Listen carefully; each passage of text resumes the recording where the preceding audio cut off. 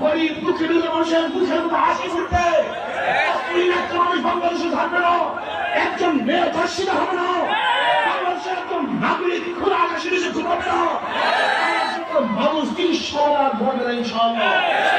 বাংলাদেশের কোনো টাকার বিদেশে প্রচার হবে না, যেখানে মানুষের মানবতা রক্ষা হবে, যেখানে সুশৃঙ্খল মানুষ বসবাস করবে, ভোটের অধিকার নিয়ে থাকবে, যেখানে মুসলমান হিন্দু বৌদ্ধ খ্রিস্টানরা সম্পূর্ণ অধিকার নিয়ে বসবাস করবে, সেরকম দেশ উপহার দেওয়ার জন্য আমি মনে করি শুধু নেতা নয়, নীতি পরিবর্তন। সবচেয়ে খারাপ লাগে